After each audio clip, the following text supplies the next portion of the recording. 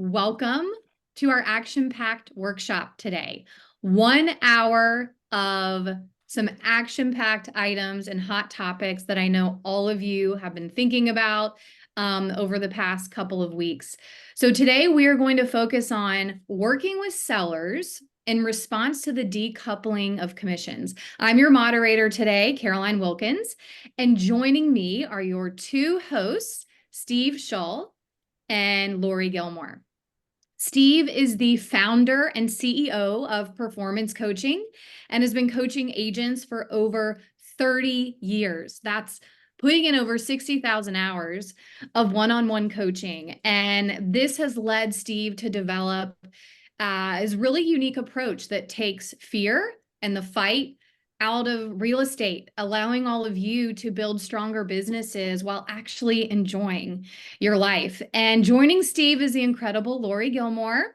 Laurie is a practicing agent in New York City, and she's been a coaching client of Steve since 2017. And now she's one of our own coaches here at Performance Coaching and available for private coaching and workshops. So it's really become a passion of Laurie's to help other agents achieve a productive and peaceful professional life. It is possible, just like she has built. Laurie's really passionate also about professional standards in her business and has worked through these decoupling conversations with buyers and sellers, and she'll share these with you today.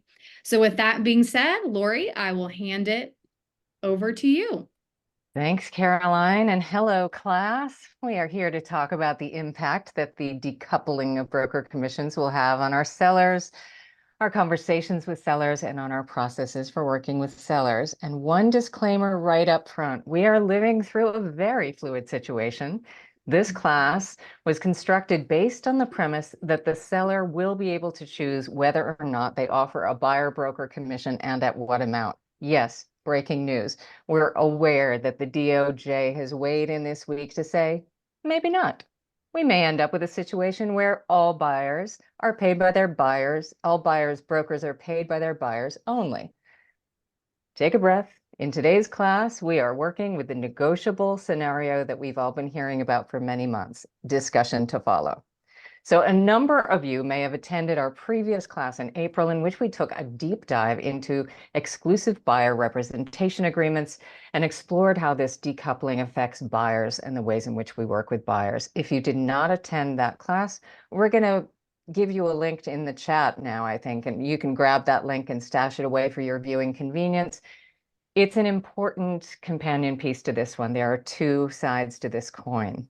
And this is another information-packed class. It's going to require focus, and we're going to ask that you put any questions in the chat. We've saved time at the end to cover your questions. And to keep us on track and on time, I'm going to be using my notes, so forgive these shifty eyeballs. This is a crucial time to wrap our heads around conversations with both buyers and sellers on the topic of the decoupling of brokerage fees, and it's also time to start thinking about how we'll interact with each other as agents representing buyers and agents representing sellers, given this new dynamic.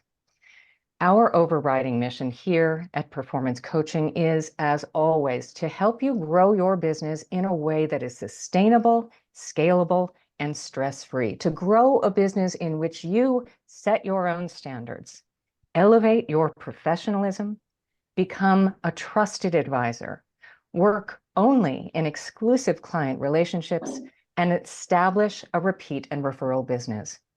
We're here to give you the tools and train you in the skills with which to do that.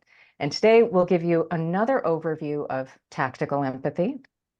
We'll also go deeper into empathy, fear, elevated levels of listening, and we'll talk about the importance of being able to distinguish a question from an objection. We'll go through all of this, and Steve and I are also going to do a bit of role playing to illustrate those tools and concepts in various conversations. We'll do a listing agent speaking with a seller about offering a buyer commission or not. We'll do a buyer agent speaking to a buyer about how commission gets paid, and we'll do a buyer's agent presenting a listing agent with an offer which includes a commission payment request. But first, I'm going to sermonize once again about why this moment in our industry is so pivotal and such a golden opportunity for all of us as professionals to up our game. This is a moment of change. Change brings uncertainty. Uncertainty creates fear for buyers, for sellers, for agents. We have the opportunity to work through this change proactively, to get past our fears, so that we have the ability to clearly focus on empathetically guiding our clients through their fears. Guiding our clients empathetically through their fears builds trust. Trust creates long-term, respect-based, trusted advisor relationships between agents and their clients, and this leads to repeat and referral business. There's an analogy that Steve introduced me to a number of years ago, which seems to apply quite accurately to agents right now, and that is the differing ways in which cows and buffalo deal with storms. And you may be familiar with this. The cows sense a storm coming and they run in the opposite direction. Cows aren't very fast, so the storm catches up to them pretty quickly. The cows continue to try to outrun the storm, but instead of outrunning the storm, they end up running right along with the storm, maximizing the amount of pain and time and frustration they experience from the storm. Buffalo wait for the storm to roll over the ridge, then they turn and charge directly into that storm. By running at the storm, they run right through it, minimizing the amount of pain and time and frustration they experience from that storm. This is a class for Buffalo. This is a class for agents who want to embrace this moment of change, who want to get out in front of it and use it to their advantage in terms of elevating their professionalism and becoming a trusted advisor. If you've been coaching with Steve for a while, you've been on these calls, you have the benefit of having been deep in these discussions for months, working through our own fears of this change together in order to be able to focus on serving our clients at the highest level. Others I know are just starting to wrap their minds around the coming changes and might still be in cow mode. What we're sharing with you here today will help you get comfortable, maybe even enthusiastic. And Steve, can we bring you in here now? Would you mind orienting people a bit? We're probably talking to a number of agents who haven't been on your calls before, may not be familiar with your particular type of coaching. So what you're going to hear today is probably very different from what you're hearing in your offices every single day. And the standard response to what's going on with commission is that each and every one of you need to get better and better and better at articulating your value. That's the training you're getting every day. How can you better articulate your value?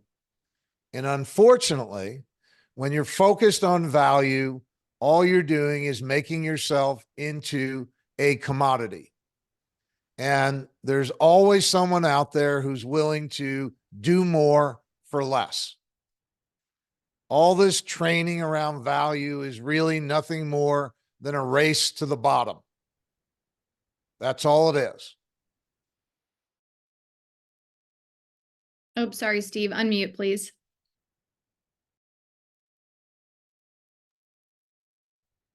Did you hear anything? Yes, race to the bottom. That's where Okay. you left off. It's a race to the bottom. And so you're going to hear something very different today. And all I ask you to do, if you're new to the program, if you're not new, you're going to just hear, a deeper explanation. If you are new to performance coaching, you're going to hear something very different. I ask you to suspend all your disbelief for an hour and be open to a very different approach. As Laurie mentioned, we're going to talk about positioning yourself as a trusted advisor. It's about trust, not value. So, and bottom line, what we teach here is how to build a repeat and referral business. And everything we talk about today will add to that prospect. So, Laurie, they are all yours. Thank you, Steve. So the first tool I'm going to present you with today is tactical empathy, and this will be referenced throughout the class. It is at the heart of all of our coaching. If you're new to this coaching, this is going to sound real odd. I'm going to give you a 6-minute overview of tactical empathy, so you might feel a little less like you're listening to a foreign language, because tactical empathy is the skill that will make you a trusted advisor to your clients. Mastering this skill as a real estate agent is the single most effective way to put a stop to the endless cycle of chasing deals, convincing clients, and being treated like a commodity, and to graduate to running a highly professional repeat and referral business based in trusting relationships and mutual respect. Tactical empathy is the art and science of influencing others by making them feel understood without necessarily agreeing or disagreeing with them.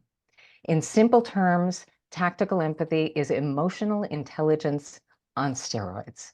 It is an approach centered around collaboration and empathy rather than aggressive negotiation tactics.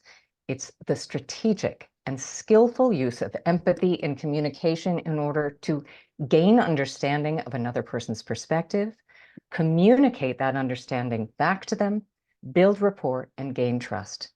You meet people where they are by being genuinely interested in what drives their decision-making, being genuinely curious about what their concerns are, and seeking those concerns out, rather than hoping that they don't surface, or even worse, dismissing them or sugarcoating them when they do. The overriding goal is making people feel understood. And there are a few tools of communication that'll help you get there. There's mirroring, which is just repeating the last few words someone has said. This shows that you're actively listening, and it prompts the other person to clarify and go into more detail, maybe even correct what they first said. The more they say, the better you can truly understand their perspective. There's labeling. These are sounds like or seems like statements. It sounds like you're looking for X, or seems like you're concerned about Y and Z. These are verbal observations that, again, let people know that you are deeply listening and paying attention. The most effective labels are those that label the latent dynamics, the thoughts and feelings beneath what they have said out loud. We have no-oriented questions. We've all been trained to go for the yes, but people feel much more comfortable. They feel much more in control saying no, and that builds trust. So reframe your questions rather than, are you okay with the fee? Flip to, are you uncomfortable with the fee? If they give you a no there, it's a positive response, but they feel more in control than they would have if they had delivered a yes. No-oriented questions invite honest responses, foster open communication, and help to identify hidden concerns. And there's the accusations audit. This particular skill is so powerful, it is going to make you very uncomfortable. An accusations audit is a preemptive label. You are proactively addressing expressed and unexpressed negative emotions. You construct your accusations audit by evaluating, okay, if I were this person, what negative things would I be thinking about me or about this situation? By calling out the negative emotions, you're acknowledging them and diffusing them. And you're not going to create negative emotions where they don't exist. You're actually inoculating against them. So what does an accusations audit sound like? You're probably very disappointed right now. This is going to sound terrible. You are going to want to fire me.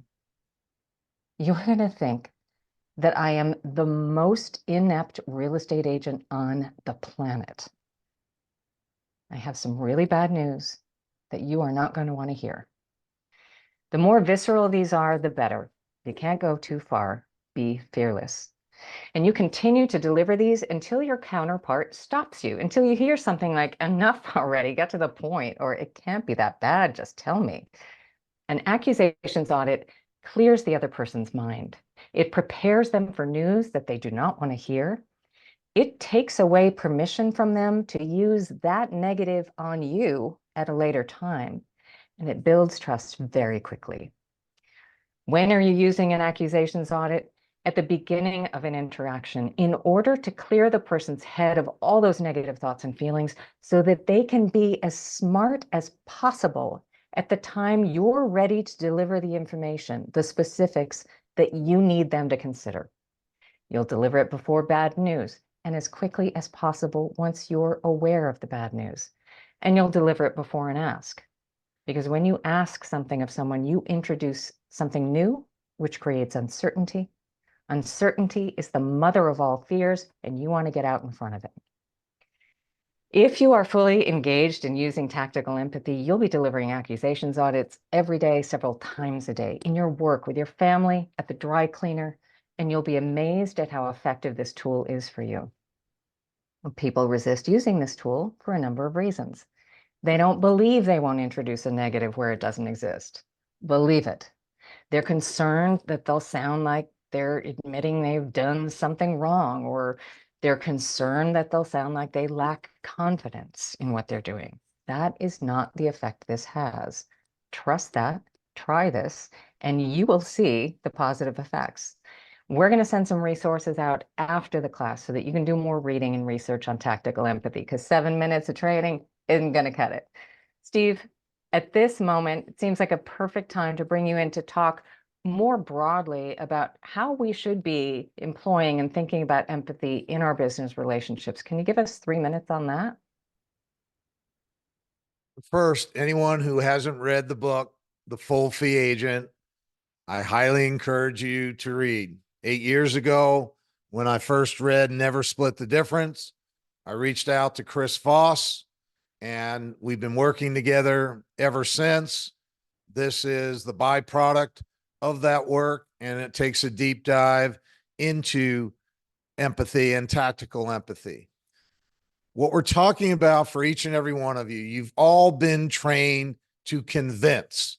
You're all out there trying to get people to do business with you, and you're giving them all the reasons why they should. We want to turn that around. Tactical empathy is about crossing the street. Every conversation begins, you're on one side of the street, they're on the other side of the street. What you do now is you're yelling at them to come over to your side of the street and see the world through your eyes because you know better. Instead, we want to cross the street. We want to see the world through their eyes. What are they looking at? What are they thinking? What are they feeling? And again, this is the missing piece in sales.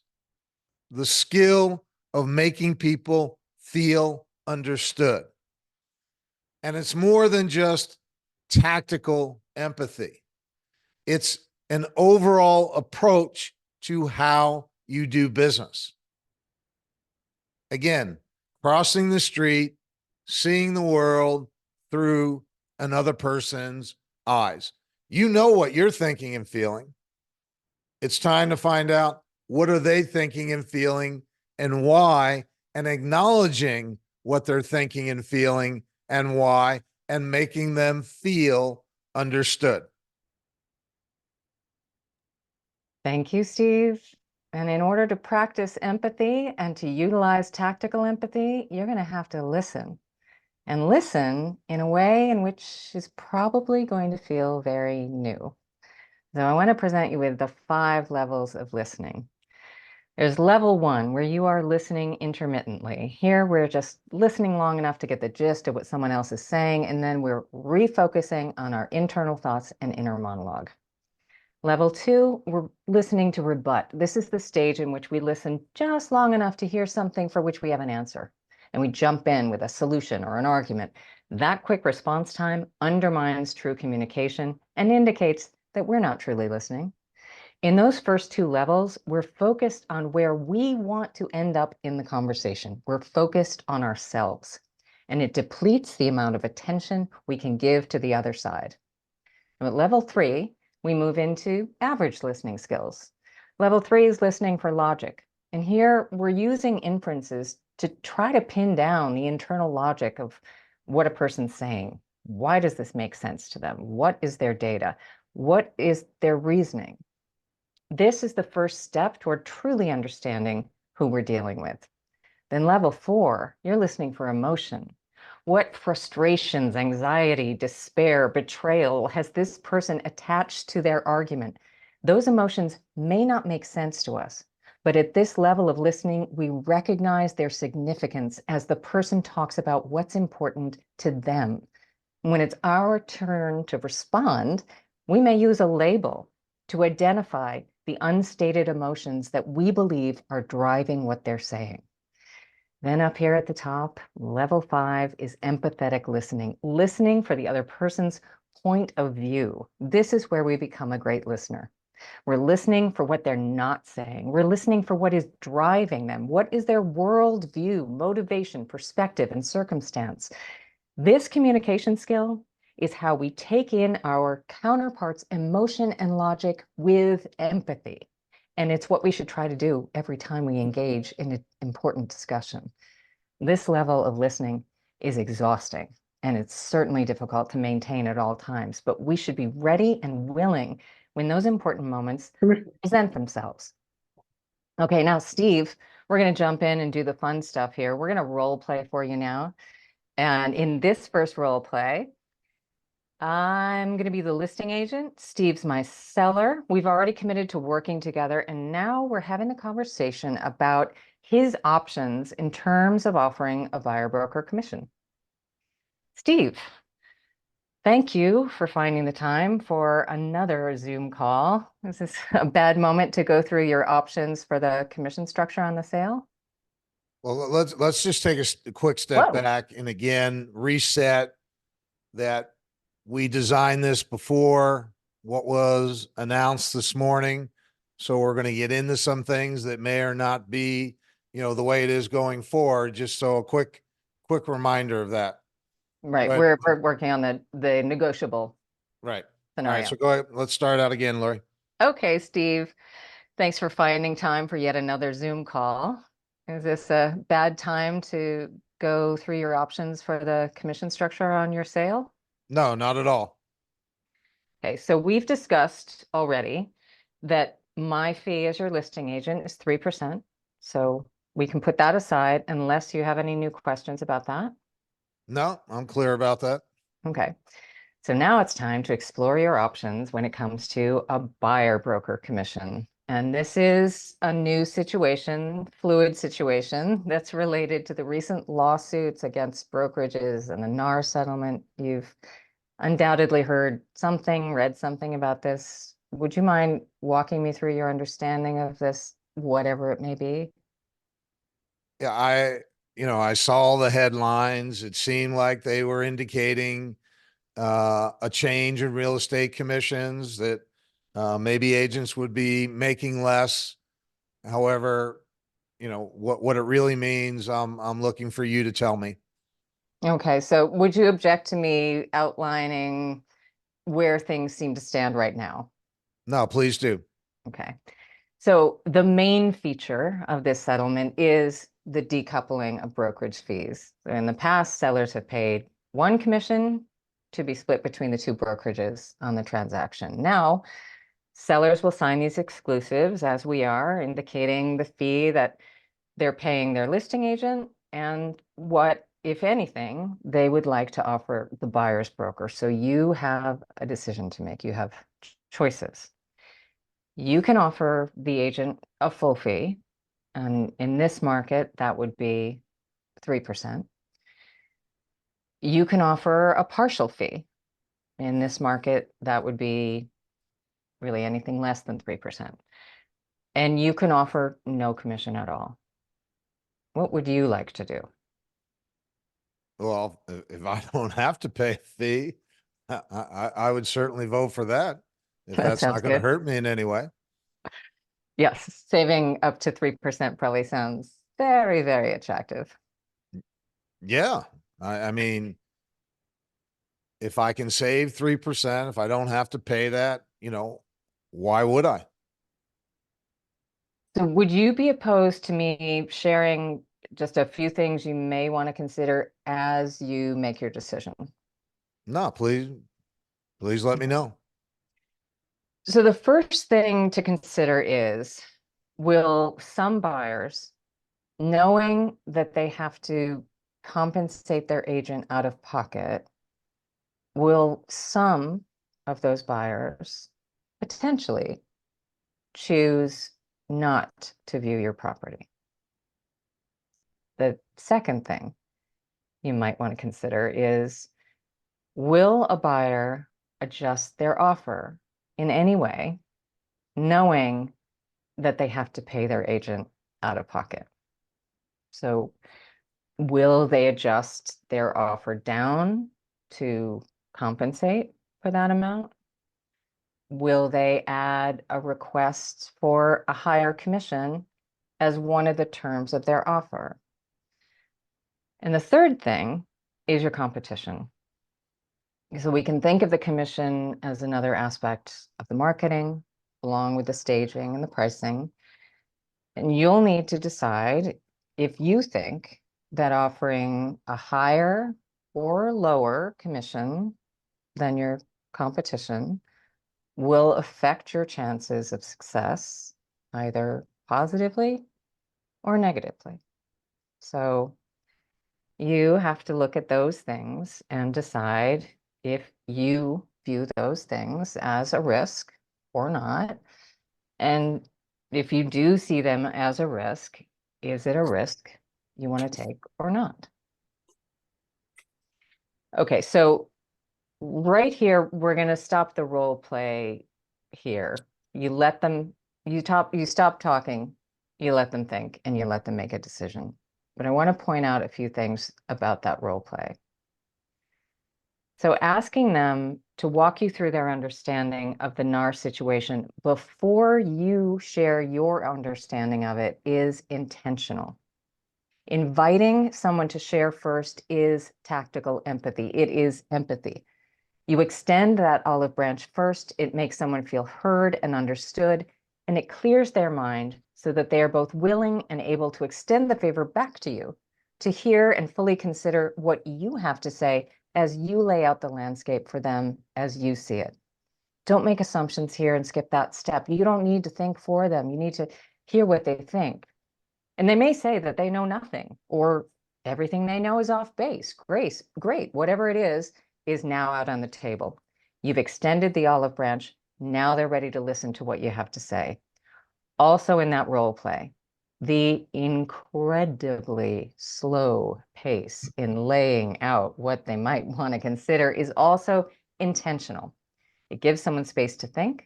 It gives them so much space and time to think that by the time they reach the end of those things, they are ready to be done with it. They are ready to make a decision. What we're hearing from agents using this dialogue framework so far is that sellers, after considering that information, most of them decide to offer a full fee. A smaller group decides to offer a fee 0.5% to 1% below the full fee. And a very small minority at this time choose to offer no commission. If you lay out the landscape for people and you give them the space to consider their options and you give them the respect to make their own decisions, the outcome will be what it needs to be, and you will have gained trust. It is only our fear that makes us push our own agendas, and pushing our own agendas creates distrust and doubt, which will almost always come back to bite us later on. Steve, I know you have a couple of things to mention in regards to the pacing as well. Can you do that? And then would you mind going right into your thoughts about how fear is driving agents' behavior? Well, what you want to be aware of, you're taking your fee up front. And again, we're promoting 3.5% on the listing side. And we're putting that to the side. That's what you charge. Your fee is not up for debate. Almost every seller wants to negotiate. And so what we're going to let them negotiate is what you're paying the other agent. And so we're going to really slow it down. We're going to put a lot of space in between what we say. And as Laurie mentioned, at the end, they're just going to say, you know what? let's just pay the full fee. That's what most sellers are going to do. Now that option may be totally off the table. However, what we know today, that's how you would do it. There's going to be another group, and you have to listen for this. There's going to be a group of sellers that have already made up their mind. They do not want to pay a fee. It's not your job to argue with them. You've laid out the things to consider. They know what they want. They have a clear vision. And if they don't want to pay a fee, they don't want to pay a fee. So be okay with that. It's not your job to convince them to do something they don't want to do. And then there's going to be another group in the middle that really want to hear what the options are, and then they're going to make a decision. And again, remember, none of you know how this is really going to play out. You don't know, if you're not offering anything, how that impacts who sees the property, whether they make offers, what type of offers. Same with a partial fee. We don't have enough data. So remember, everything you're thinking is only your opinion right now. Only your opinion. And again, one of the chapters in the book, The Full Fee Agent, put the responsibility where it belongs. It's their decision what they offer, not yours. Laurie? Oh, you want me to talk about fear of Well, loss? fear. Yeah, fear of loss, because that connected, wouldn't you say? One of the big things that we coach to is the primary motivator of human behavior is fear, and specifically fear of loss. This is one of the big things I got working with Chris Foss. And here are some very powerful examples of this in your business right now. Why doesn't every agent charge a full fee? All of you have the ability to charge whatever you want.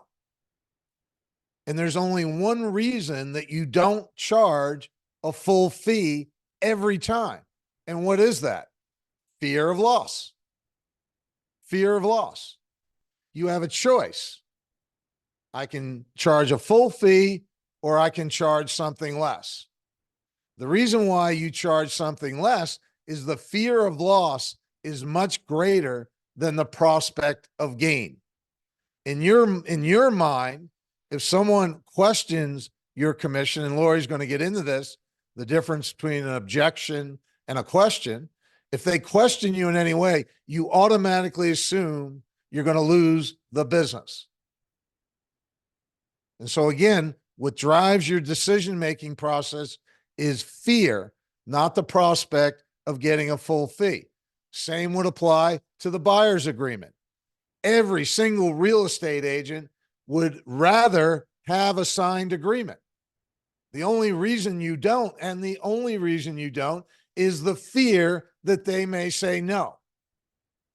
And again, that fear far outweighs the prospect of getting the agreement signed. A third example is referrals. All of you want more referral business. However, none of you want to ask for referrals. And we're not saying, and I'm not saying you need to be asking. That's not how you get more referrals. In your mind, it is though. And the only reason you don't ask is the fear of being rejected.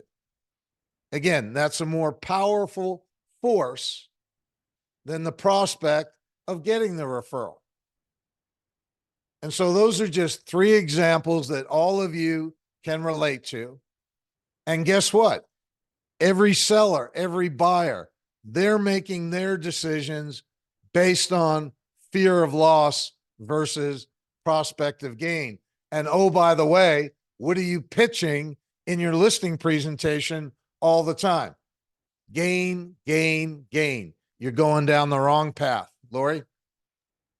Okay, I am going to address something here that seems to really get in the way for all of us, and that is being able to distinguish a question or an objection or an observation from an objection. This is so connected to fear, as Steve said, and it's connected to listening, and it is also connected to empathy. If you are tapped into your fear, you will hear every question or observation as an objection. You will feel it as pushback. You will become immediately uncomfortable. And when you are uncomfortable, your instinct is just to get comfortable again as quickly as possible. And you tend to start giving away things that you have no business giving away so that you can just make the objections stop and you can feel comfortable again. And what you give away may not even be what the person actually wanted or needed. But if you are tapped into your curiosity, you will hear every question as a question. You will respect every observation as an observation. You will listen at a higher level. You will hear what is truly being asked, and you will see what the person is pointing out, and you will respond from a place of empathy. You will provide the information or the understanding that the person actually wants and needs in order to move forward. And I'm going to share a quick example from my own experience. I have a client who's buying and selling, and they wanted closing cost estimates for both transactions before they made an offer to purchase. So I sent her the documents, and I met her at her apartment the next day. And I said, so you must be about ready to vomit. You're probably completely freaked out seeing all of those closing expenses for both of those transactions all together. And she said, yes. Oh my God. I had forgotten about your 6%. That is a huge number. And I said, I know. It's massive. I'm the most expensive item on the menu. You probably wish you never hired me.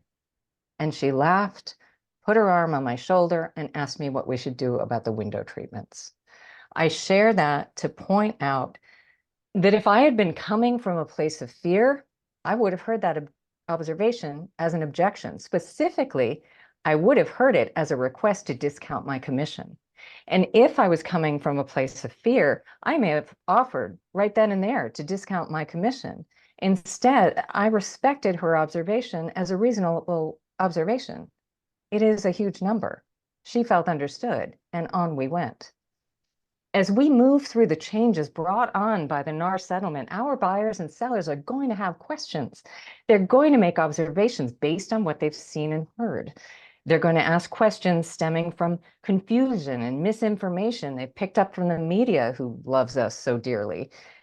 They're going to be uncertain when they first hear about exclusive buyer representation agreements. They may make the observation that other agents haven't asked them to sign one and they haven't been asked to commit to paying a commission before. Yes, that's true. In part, this is why we start the discussion with, undoubtedly, you have heard or read something about the lawsuit and settlement. Would you mind walking me through your understanding of this? So that they can share their observations. You can listen with curiosity. They'll feel heard and respected. And then when it's your turn to share, you can contribute your understanding of the current situation. You may or may not agree with their observations, but you can acknowledge them. Remember, tactical empathy does not require agreement. Stay curious, stay open. All right, Steve and I are jumping into another role play. In this one, I am a buyer's agent. Steve is my buyer who has just decided that he would like to work with me. And now we're going to talk about the exclusive and how my commission gets paid. So Steve, before we jump into the fun part together, there's some paperwork to execute. There are a couple of required fair housing and agency disclosures to sign, and there's the exclusive buyer representation agreement to sign. And that document covers three things. It outlines my fiduciary duty to you. It defines our relationship as one of exclusivity for a period of 1 year, meaning if you choose to purchase, you will purchase through me. And it specifies my fee for service, which is 3%. Does any of that sound like a problem? No, I'm good with that. Well, you probably have some questions about my fee and how that gets paid. Yeah, I in buying homes before, you were being paid, it seemed like you were being paid by the seller. Is that still not the case? Is that are you saying I'm going to have to come up with 3%? Well, there have been some changes in the industry recently. So you've probably heard something, read something about the recent lawsuits, the NAR settlement. Would you mind walking me through your understanding of this, whatever that may be? My understanding was I would be paying less. Okay. Maybe Would I you, maybe I got that wrong. let's see. Would you object to me outlining where things stand on this right now? Please do. Okay. Well, what I'm going to describe is going to sound a little bit crazy. It's probably going to sound really confusing. It is a lot of explaining. So stop me at any point if this is not making sense. Okay. So the main feature of the settlement is the decoupling of brokerage fees. In the past, sellers have signed their exclusives, indicating one commission to be split between the two brokerages on the transaction. Now, sellers will sign their exclusives, indicating the fee they're paying their listing agent and what, if anything, they'd like to offer the buyer's broker. And we are just at the start of this transition. The really bad news, is that things are not going to change overnight, it seems, in any one clear and consistent way. What we are probably going to see in the coming months is sellers making all sorts of choices in terms of buyer broker fee. They can offer a full fee, a partial fee, no fee at all. We're going to see some of everything. So What are we seeing right now? I mean, has anything changed yet? very little at the moment has changed yet. So what will happen here is when you're selecting properties to view, I will always do everything in my power to let you know upfront how each seller has structured that payment, whether they're offering to pay some, all, or none of the fee, and what portion of the fee, if any, you would be responsible for at the closing. But there is going to be a lack of consistency from listing to listing, and that may feel a little unsettling. Again, not much has changed yet, but there is potential. And that was a lot. So you probably have some concerns about needing to come up with additional cash at closing if we run into a listing in which the seller is offering to pay nothing or only a portion of my fee. So is there a way as part of our offer that we ask them to pay for your fee, or is that all on me? You can. You can. You will know by the time you're making an offer what exactly the seller is offering to pay, if anything. So you can take that into consideration when you're making an offer. You can adjust your offer amount accordingly. You can request that the seller pay my full fee. It's a negotiation, and it is highly unlikely that the seller hasn't thought about this. They're signing revised exclusives this year. They're having this same discussion with their listing agents about what commission they'll offer and how their choices might affect their list price, what pushback and negotiations they may encounter with buyers. Okay, we are going to call scene here. We're going to stop this one here for a sec. I want to say what we're giving you in these role plays is a framework for a conversation along with some strong sample dialogue. Remember, this is not a script. It can't be. You're going to be speaking with another human being and you can't give them their lines. When you have this conversation, stay curious, listen closely. Are they asking questions? Are they making observations? Or do they have a real objection? And so, Steve, on that note, we have a minute here. Would you mind doing a quick run at responding to someone who does seem to be uncomfortable with fee? So you're going to be the buyer. Tell me you don't want to pay the fee. I'll be your agent. Okay. As part of my calculations, I don't really have it in the budget to, come out of pocket for the extra cash. So how do we handle this? Yeah, it sounds like saving money on the fee is a really important thing to you. Very important. So it sounds like my fee might be a deal breaker for you, Steve. Yeah. I mean, do you see a different way around this?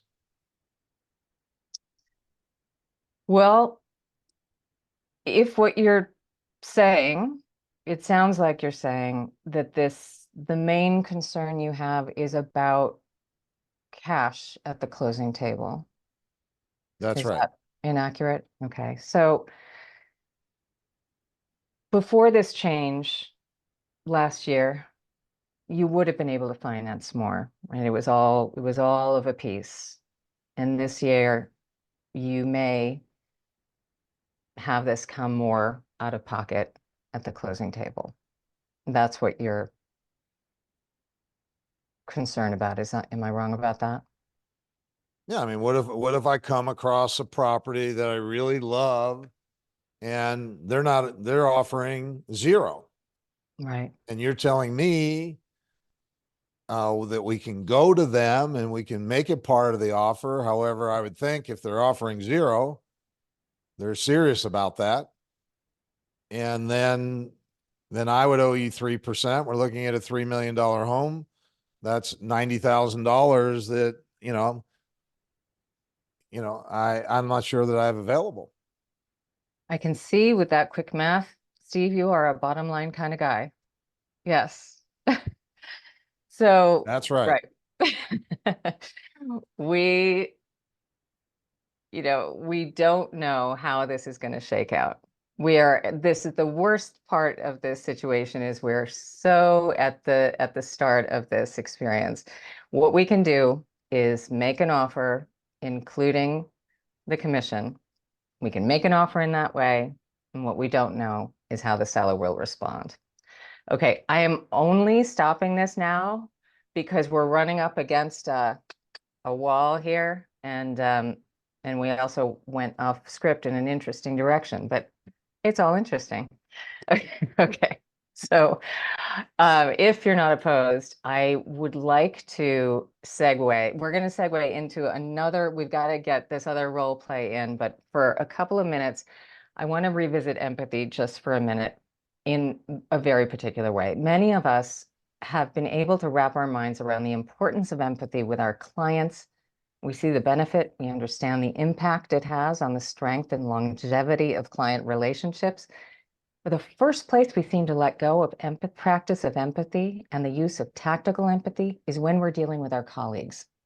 Old habits die in, the old habits kick in. Some kind of primitive brain seems to equate empathy with weakness, and we default to more aggressive tactics in a misguided belief that that kind of approach is necessary in order to fiercely represent our client's best interest. This is a crucial mistake. When you're presenting an offer, the agent on the other side can be a deal maker for you and your client, or they can be a deal killer for you and your client. Empathy and tactical empathy are for deal makers. Remember, negotiations are not limited to going back and forth on numbers and terms. A negotiation is any conversation where I want or I need is in someone's head. When you are presenting an offer, I want is in your head. I want this agent to see this offer as a good one. I need is in the other agent's head. I need a good offer to present to my seller. It's important that you cross to the other side of the street and figure out what the other agent is facing. A couple of other things to keep in mind that will help you in these conversations. Your voice will induce an emotional reaction in your counterpart, and you are 6 times more likely to make a deal with someone you like. So like them, at least in your head and in the moment. Think, I like you, and we will get through this together, and your voice will follow. So Steve, we're going to go a little probably faster than you like. So we've got one more role play. We're just going to try to get through this framework and this kind of this one potential scenario, one potential way that this may play out. Steve, if you can be the seller's agent, I'm going to be a buyer's agent, bringing you an offer that includes a request for the seller to pay part of the buyer commission. Steve, is this a bad time to talk? No, not at all. What's up? Well, my buyer has authorized me to present an offer on your listing at 123 Main Street. If you're not opposed, I'd like to run through the terms of that offer before I send it over to you. That would be great. Let me hear it. All right, before I do that though, do you have any updates, or is there anything you think it's important for us to discuss up front? No, I mean, like every buyer, I mean, excuse me, like every seller, my seller wants to net the most money possible. Okay. So as I go through these offer terms, if at any point you hear something that sounds like a problem, would you mind letting me know? Be happy to do so. All right. So these buyers will be financing 80% with a mortgage contingency. Okay. They will request an inspection. Okay. They're ready to close in 30 days if your seller is. Good to know. So you're listed at 1.2 million. My We are. buyers are offering 1.2 million. Okay. But this last term is one you may have questions about. It looks like your seller is offering a 2% buyer's broker commission. We are. So these buyers have structured this offer at the 1.2 million number with the request that the seller pay 3% commission to the buyer brokerage. All right. So we're offering 2 to you and you won 3. Correct. Okay. And can I ask why that is? Well, the buyer's preference is to structure the deal in this way so that they can finance the full amount of the purchase along with the commission. So why not just go along with the 2%? You can make 2. You don't need to We make 3, do you? we do have an exclusive signed at 3. Okay. So if you're 1%, so you're asking my seller to pay uh or get less than 12, pay $12,000 more, right? And if that's the difference between having your deal accepted or not accepted, you're okay with that. Well, if you're asking, does my buyer understand what my fee is and how it might impact their offer? The answer is yes. So again, I just want to make sure I'm hearing things clearly. You're okay if this deal gets blown up because you want to get paid 3%. My clients would prefer that we structure the deal in the way that we're presenting it right now. If for some reason that does not work for your seller and he wants to counter, then, I'll review that with my clients and we'll see what they will or won't do. So would I be off base thinking maybe your buyer's a little tight on cash? They would like to preserve as much cash as possible. Well, you could help them. You could just come off your fee. You probably think I'm a really greedy agent. No, I didn't say that. I might be thinking that. You might be. It sounds like this one might really be a deal breaker for your seller. I just, how am I gonna, you know, how am I gonna justify it? What do we do if my seller says, no, we're offering 2%. We like their price. We're not paying the additional 1%. Sure. If that is not acceptable to your seller and he wants to counter, again, I'll go back to my clients, we'll review it, and we'll see what they will or won't do. All right. I'll present the offer and see where we go from there. All righty then. Thanks, Steve. You're welcome. So remember that this is not supposed to be a script. It's a structure with some useful sample language for you. And how these conversations unfold will depend on factors too numerous to cover here and now. How you approach this will depend on who you're speaking with, what the market is like in that moment, and what conversations, if any, you've had with the agent prior to this phone call. If it's a fast-moving market with multiple offers, are you speaking with someone you know to be very assertive or very argumentative? Have you already discussed commission with the agent? Are you sensing that the agent may have some resentment about your higher commission or fear around protecting their own commission with their seller? That's when you'll want to make sure you're leading with the appropriate accusations audits. This was just one scenario. We have hit, I don't know what we did, Steve. We were loquacious, we were fascinating, I'm sure that's what happened. We've only have 2 minutes left. I was going to give my disclaimers. Here's what you need to know. I'm not an attorney. I'm not your manager. So if I have said anything which makes you unsure or uncomfortable, please check with your manager. And as we said at the beginning, this has not all been settled yet. We will see soon where all these things shake out. And in the meantime, we're spending our time preparing for some extreme possibilities. We're practicing our skills, and we're being Buffalo. So on that note, I don't know, Steve, wrap us up however we're supposed to get wrapped up. The purpose of today's call is to make all of you really think. The landscape is changing. The way you've done business in the past is not going to be the way you do business in the future. You're going to have conversations that you haven't had before. So again, the whole goal today is really make you think about how you're approaching it. Right now, what you're taught every single day, convince, articulate your value. And again, all that does is make you into a commodity. So if you're new and any of this intrigues you in any way, we want to invite you. We do a free 14-day trial. We do 3 calls a day, 3 group calls a day.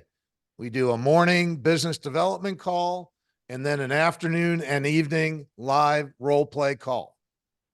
And so again, if any of this intrigued you and you want a 14-day experience, this is the kind of stuff we're talking about every day. We're workshopping these conversations in real time every day. All of you going forward have a choice. I know all of you want to do more business, and you're either going to be lowering your fee in a hopeless, desperate effort to do business, or you can learn to become more skilled at what you do and get paid a full fee. So again, if any of this seemed interesting and you want to learn more, read The Full Fee Agent, sign up for the 14-day free trial, and Laurie is available to coach you in any way you want in learning this new way of thinking and the dialogues and the frameworks associated. So read the book, 14-day free trial, get signed up with Laurie for one-on-one personal coaching. We want to thank all of you. Caroline, any last thoughts? Nope, that's all set. Everybody that registered today, you'll be getting a recording of this webinar. All the resources we mentioned will also be shared out in addition to the webinar Laurie and Steve did last month on buyer agency agreement. So great session today. Thank you both. And thanks everybody for joining us. Hop into our 2 weeks of free coaching. We hope to see you all on some coaching calls. Stay tuned. More to come, Lori. Thank you very much. Thank you, Caroline. Thanks Thank everyone you. for being here. Thank you. Thank you guys. Great job. Thank you.